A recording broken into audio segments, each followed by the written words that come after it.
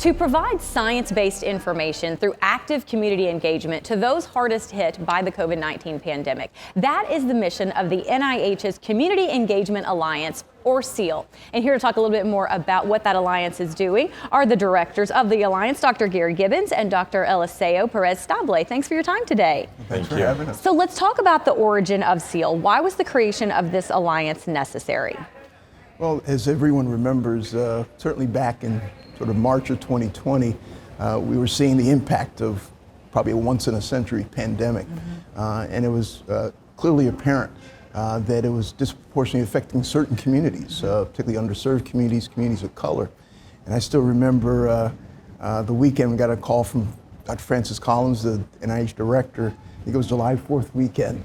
And we weren't talking about barbecues, but in recognition of that challenge. And as part of the NIH response, there was an appreciation that we probably had a gap. We had obviously set up things to understand the science of the virus and clinical trials, but we needed something to do for these communities. And he turned to myself and Eliseo, given the history of our institutes in doing community engaged research, to see what we could do to mount an effort. And so how does CEAL tackle that problem?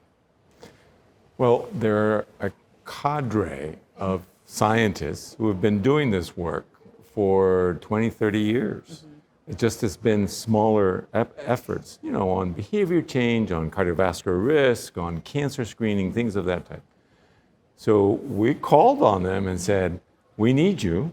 You're up. We don't know where we're going to get the money. We don't know how much money we're going to get, and we don't know what we're going to do. But we need you to step up and respond to this. We need to do something about this.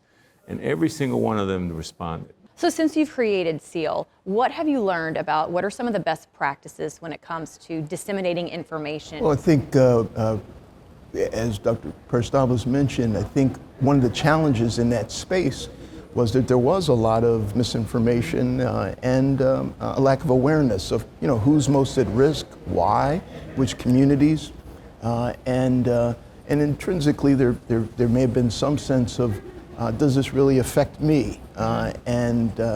It was important to leverage those long-standing partnerships that Dr. Eliseo Pérez-Stable mentioned in identifying trusted messengers and partners that were embedded in communities that really could speak to those networks. Might be faith-based community, the local pharmacist or primary care doc, and really getting to that ground level. There was already a lot of, you know, public services announcements and our good friend, you know, Tony Fauci giving announcements, but what we found it was really important to get to people where they are and speak to them in a way that resonates. And so that was something that these experienced community engaged researchers understood. And do you feel like after having identified those key messengers, those trusted messengers, that some progress has been made on that front? Absolutely. Great. And not only going to the local community and have the local person be the one delivering the message, which is not something that was being done at the beginning when we started, but also how the professional communities in both African American and Latino and other groups really stepped up and created, videos, and we're writing articles, and we're just really out there to say we've got to defend ourselves, we've got to participate in these studies. And I think that we've seen now that actually the vaccination rates are not different between white Americans, Latino Americans, and African Americans.